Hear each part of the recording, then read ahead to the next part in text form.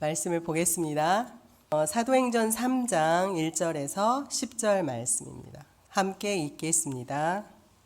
제9시 기도 시간에 베드로와 요한이 성전에 올라갈새 나면서 못 걷게 된 이를 사람들이 메고 오니 이는 성전에 들어가는 사람들에게 구걸하기 위하여 날마다 미문이라는 성전문에 두는지라.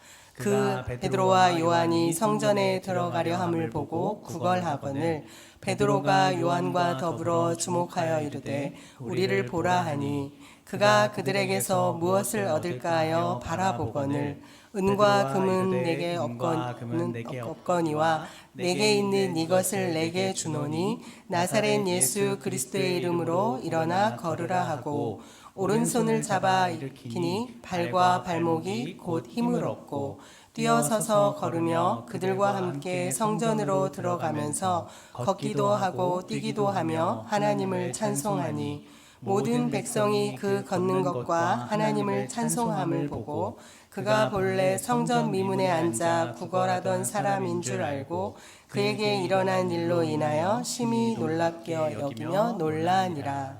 아멘. 네, 우리가 욕심내야 할 어떤 성도의 6가지 욕심내고 싶은 일을 한번 보겠습니다. 첫 번째, 성경 읽기 대회에서 1등 자리 욕심내고 싶습니다.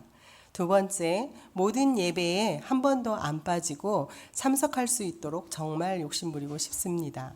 세 번째, 무엇보다도 우리 교회 기도 자리를 놓치고 싶지 않습니다. 네 번째, 마리아와 같이 주님 팔꿈치 아래서 주님의 말씀 듣는 그 환희의 시간을 욕심부리고 싶습니다.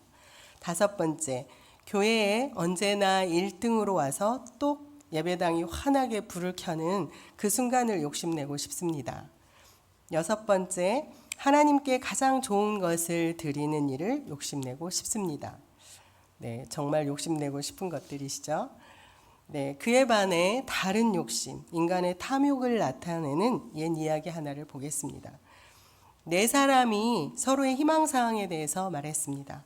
한 사람이 나는 금 만돈을 가졌으면 더 이상 소원이 없겠다라고 탄식하며 중얼거렸습니다. 다른 한 사람은 돈만 아는 사람 같으니라고 나는 신선이 되어 학처럼 하늘에 올라가 봤으면 좋겠다라고 말했습니다. 또 다른 사람은 돈이고 뭐고 나는 10고을 정도 다스리는 높은 현감이 되었으면 좋겠다라고 말했습니다. 마지막 사람은 나는 금 만돈을 가지고 학을 타고 나라 먼 곳에 가서 10고을을 다스리는 현감이 되고 싶다라고 말했습니다. 이 이야기처럼 사람의 욕심은 그 끝이 없는 것 같습니다. 그러면 나의 마음엔 어떤 욕심이 있을까요? 어떤 것이 내 마음을 사로잡고 있을까요? 땅, 증권, 요즘 핫하죠? 비트코인 등 돈이 많은 부자가 되는 것, 아니면 세상을 향한 권력, 명예, 인기, 자녀의 출세, 이런 것이 내 마음에 자리하고 있나요? 무엇이 내 마음 중심에 자리하고 있을까요? 오늘 전할 말씀 제목은 내게 있는 것입니다. 오늘 말씀은 초대교회가 성령이 충만해서 사도들의 가르침을 받아 서로 교제하며 떡을 떼며 기도하고 기사와 표적이 많이 나타나고 물건을 서로 통용합니다. 또 재산과 소유를 팔아 서로 나눠주며 날마다 마음을 같이하여 성전에 모이기를 힘쓰고 순전한 마음으로 음식을 먹고 하나님을 찬송합니다.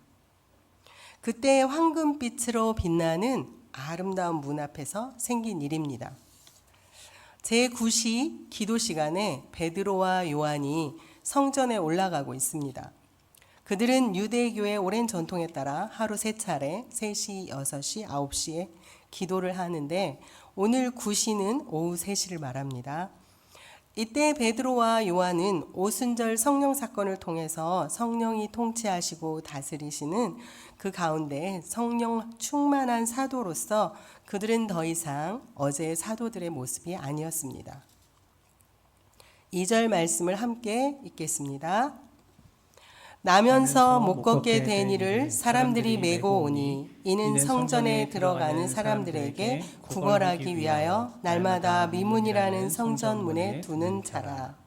아멘. 먼저 여기서 성전에 대해 알아보도록 하겠습니다. 헤롯은 헤롯 왕 잘 아시죠? 헤롯은 에돔 사람으로 유대인들의 환심을 사기 위해서 스룹바벨 성전을 새롭게 재건축했는데 그는 에서의 혈통을 가진 사람입니다. 이 성전은 당시 지중해와 중근동 지방에서 최고의 건축물로 꼽혔으며 이 성전을 본 자는 누구나 감탄하지 않을 수 없었습니다. 유대 랍비들은 이 성전을 보지 못한 자는 아름다움이 무엇인지 알지 못한다고까지 극찬했다고 전해집니다. 이 헤롯 성전은 유대인들이 평생에 한두 번 방문하기를 사모하는 순례지가 되었습니다. 그러나 성전세를 내고 제사 지낼 동물을 판매하는 지극히 세속적으로 변하여 하나님을 향한 예배 대신 예술적 우월감과 물질적 풍요로움이 대신하는 성전 모습을 보이고 있는 곳이었습니다.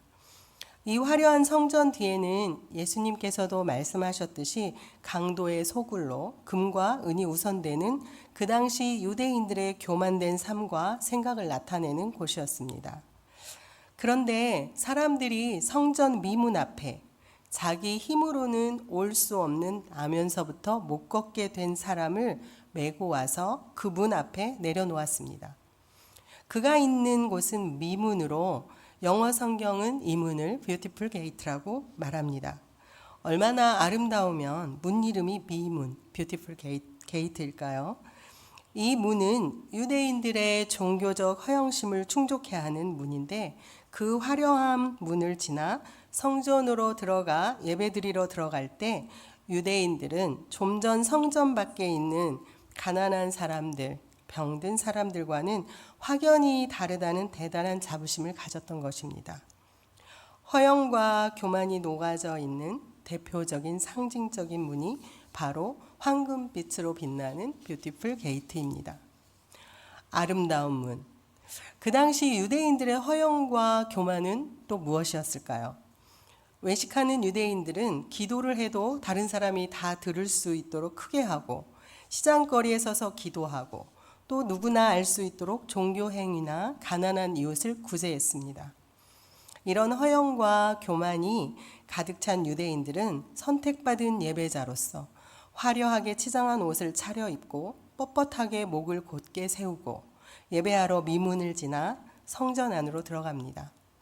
그런데 이 아름다운 문 앞에는 나면서부터 못 걷는 사람이 항상 구걸을 하며 앉아 있었습니다.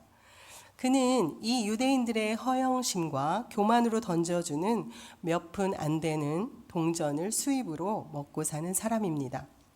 그날 아침에도 그는 베드로와 요한을 보고 어느 유대인들에게처럼 몇 푼이나 얻어볼 요량으로 그들을 향해 구걸하고 있었습니다. 그의 생계를 책임져 준 그 자리에서 그가 원한 것은 단 몇 푼의 푼돈과 먹을 것이었습니다.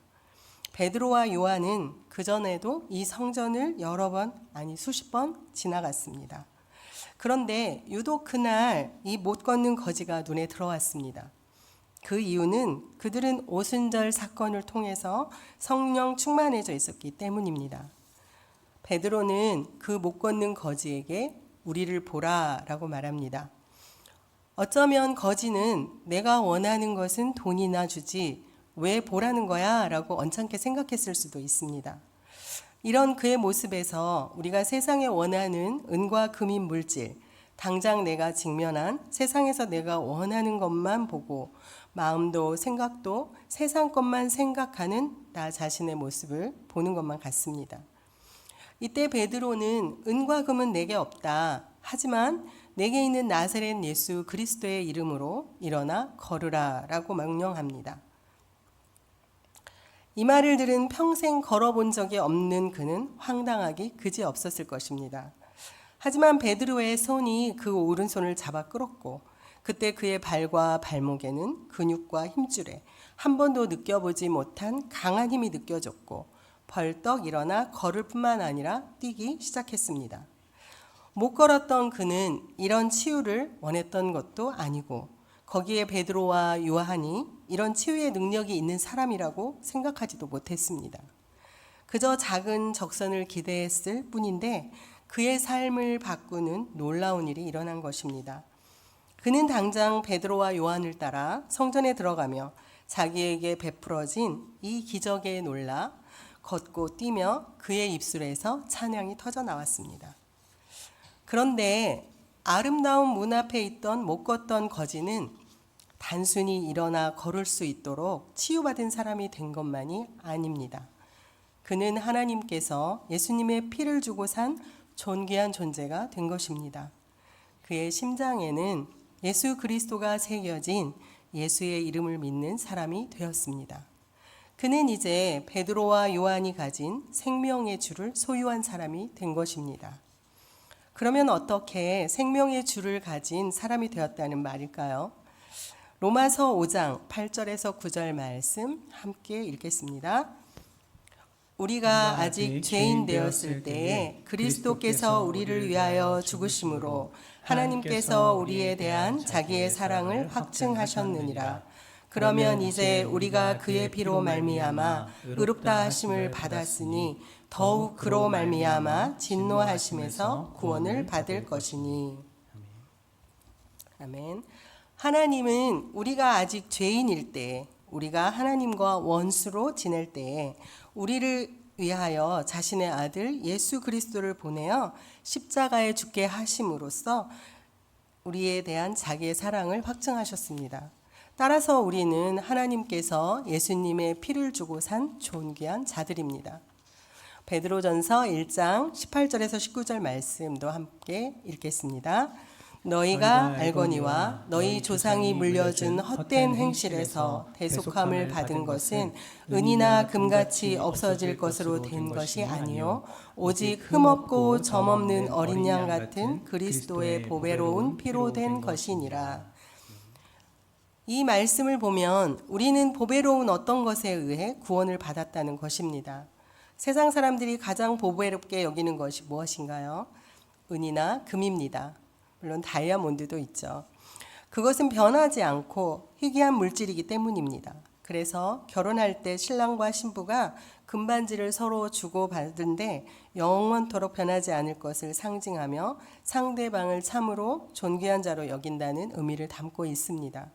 그런데 성경은 말합니다. 베드로전서 1장에서 불로 연단하여도 없어질 금이라고 표현하고 있습니다. 여기서 없어진다는 말은 파괴하다, 멸망하다, 즉 사람의 생각과 달리 금은 썩어지고 파괴되고 멸망하는 물질입니다. 그래서 성경에서는 은이나 금을 보배라고 부르지 않습니다. 그리고 성경은 그리스도의 피가 보배롭다고 선언합니다. 그리스도의 피에는 흠도 없고 점도 없기 때문입니다. 아무리 순금이라 해도 99.99%의 순수함만이 있을 뿐입니다. 0.01%의 불순물이 들어가 있다면 그것 때문에 부패하고 썩어 없어지게 됩니다. 그리스도의 피는 100%의 무결점, 순결한 피입니다. 그래서 예수님의 피는 보배로운 피, 즉 보혈입니다. 베드로와 요한이 가졌고 오늘 아름다운 문 앞에 있던 평생 한 번도 걸어본 적 없는 자가 가지게 된 것. 그것은 예수 그리스도께서 자신의 심장을 떼어 그 보배로운 피를 우리에게 주신 것입니다. 우리는 땅에 살고 있는 존귀한 자들입니다. 따라서 자신의 정체성을 귀하게 생각하고 내 안에 예수님을 모시고 있는 그리스도인이라는 이름에 합당한 행동을 해야 하고 이전에 예수 그리스도를 알지 못할 때에 따르던 사욕을 본받지 말아야 합니다. 내 안에 예수님을 주인으로 모신 그리스도인은 현대적인 우상인 탐심과 투기와 쾌락과 음란의 자신을 들이지 않습니다. 또한 손발로 행하는 행위만이 아니라 입술로 표현하는 언어로도 우상을 섬기지 않습니다. 따라서 우리는 하나님이 기뻐하시는 순종과 헌신과 충성의 삶을 살겠노라고 다짐하며 나가야 합니다. 그러면 어떻게 해야 어떤 상황에서도 맡겨주신 사명을 충성되게 감당할 수 있을까요? 마태복음 24장 25 5장 14절에서 15절 말씀 함께 읽겠습니다. 또 어떤 사람이 타국에 갈 때 그 종들을 불러 자기 소유를 맡김과 같으니 각각 그 재능대로 한 사람에게는 금 5달란트를, 한 사람에게는 2달란트를, 한 사람에게는 1달란트를 주고 떠났더니 어떤 사람이 타국에 갈 때 그의 종들을 불렀습니다. 세 명의 종에게 각각 그 능력에 따라 5달란트, 2달란트, 1달란트를 주고 떠났습니다. 그러면 주인이 종들에게 준 돈은 얼마나 되는 금액일까요? 1달란트는 6,000데나리온입니다. 그리고 1데나리온은 그 당시 노동자의 하루 품삯입니다. 따라서 365일 중 300일을 일한다고 생각하면 1달란트는 20년 동안 일해서 한 푼도 쓰지 않아서 모아야만 겨우 만질 수 있는 엄청난 돈입니다. 그러므로 2달란트는 40년 동안 수고해서 얻을 수 있는 금액이고 5달란트는 100년을 일해 하나도 쓰지 않고 모을 수 있는 금액입니다. 그런데 주인은 도대체 무엇을 근거로 짐승 같은 종들에게 이 엄청난 돈을 주었을까요? 그 이유는 오직 주인의 신뢰입니다. 주인은 종들을 믿고 신뢰했기 때문에 그렇게 할 수 있었을 것입니다.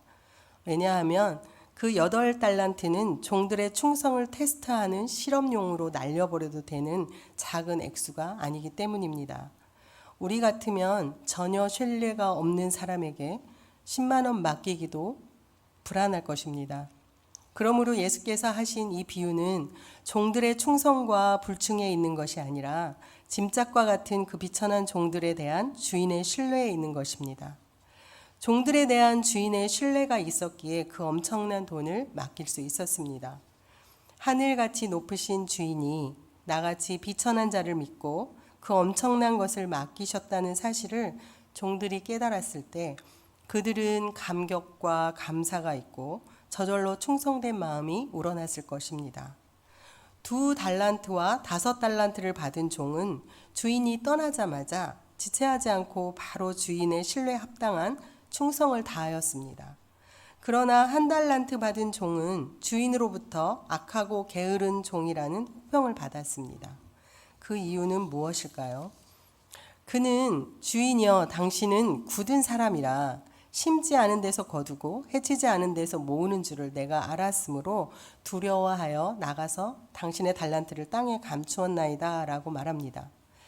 그는 이처럼 자신에 대한 주인의 신뢰와 믿음과 기대를 깨닫지 못했고 전혀 주인을 알지도 못하고 자신의 생각대로 마음대로 행동한 사람이었습니다. 여기서 우리가 생각해야 할 것이 있습니다. 하나님께서는 짐짝 같고 짐승 같고 그런 다름없고 이 광활한 우주에 먼지 한 톨과 같은 존재인 우리에게 하나님의 피로 사신 교회를 또 섬기는 영광스러운 직분을 맡기셨습니다. 그런데 과연 나는 하나님이 믿으실 만한 자인가요? 절대로 그렇지 않습니다. 신실한 구석이라고는 찾아보기 힘든 것이 인생이기 때문입니다. 바울은 자신을 죄인 중에 괴수라고 합니다. 그런데 우리는 죄인 중에 괴수 정도가 아니라 괴수 중에 괴수입니다. 그런데도 하나님은 우리에게 엄청난 것들을 맡기셨습니다. 달란트와는 비교조차 할 수 없는 절대적 가치를 가진 교회와 영혼들을 맡기셨습니다. 그런데 하나님은 이렇게 귀하고 소중한 교회를, 사람을, 영혼을 미련하고 게으르고 이기적이고 자기 중심적이며 괴수와 같은 우리에게 왜 맡기셨을까요? 그 이유는 하나님이 우리를 믿으시고 사랑하시기 때문입니다.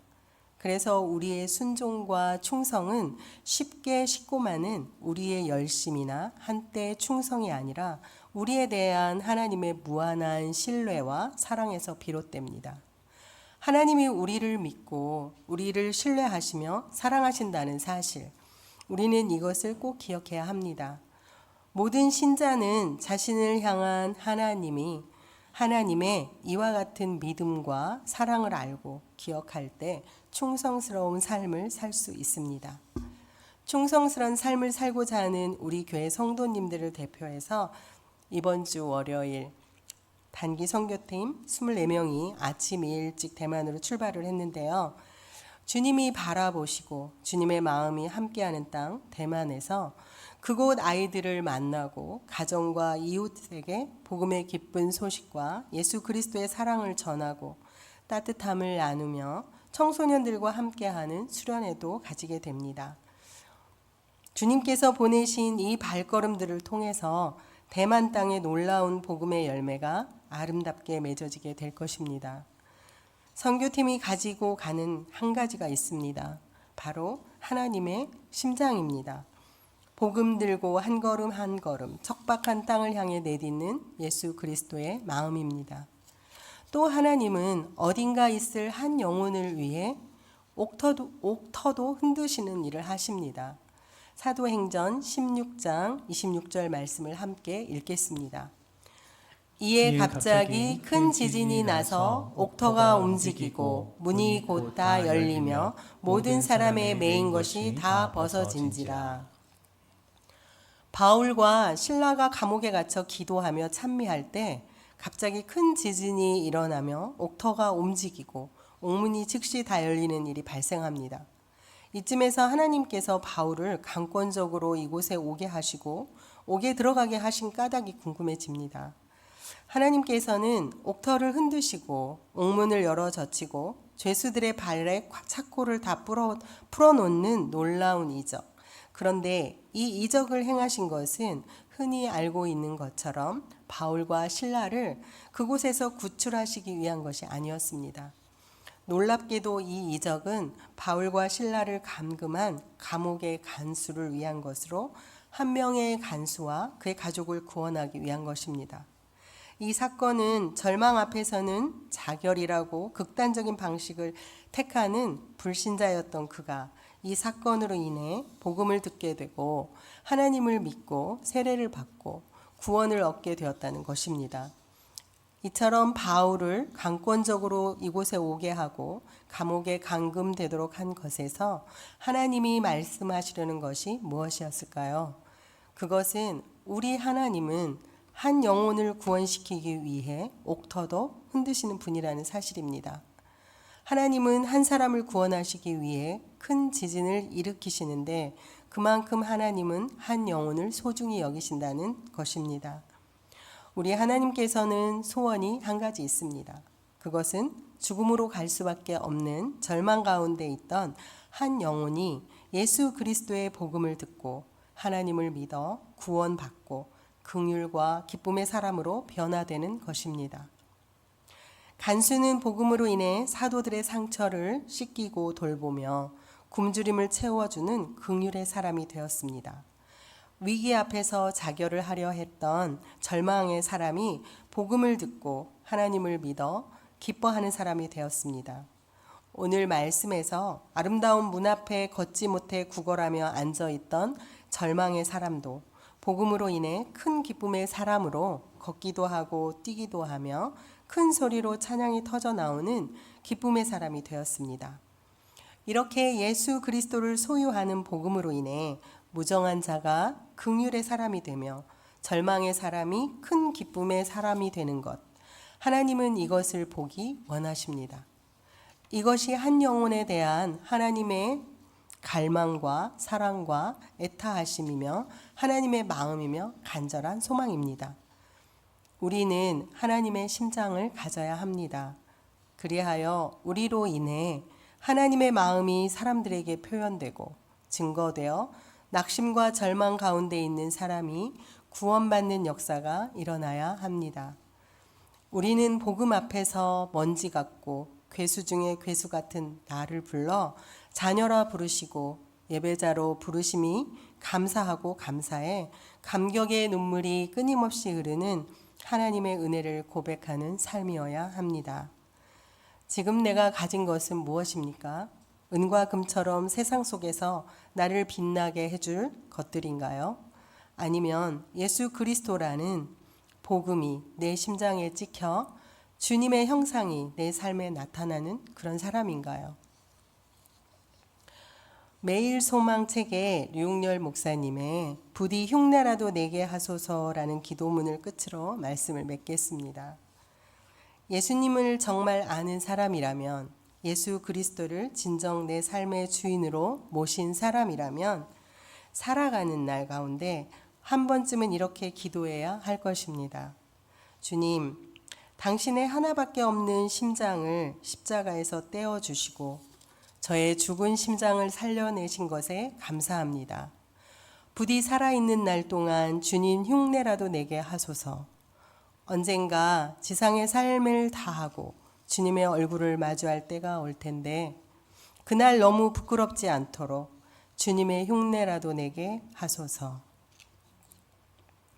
우리는 예수 그리스도의 마음이 내 심장 한가운데 찍힌 자로, 또 감히 담지 못할 보화를 질그릇에 담아 가진 자로, 부디 나의 삶이 예수님처럼 생각하고 예수님처럼 행동하는 흉내라도 내는 삶으로 살아낼 수 있기를 소망합니다. 모든 성도들이 예수님을 흉내내는 삶으로 예수님 닮아져 가시기를 축원합니다.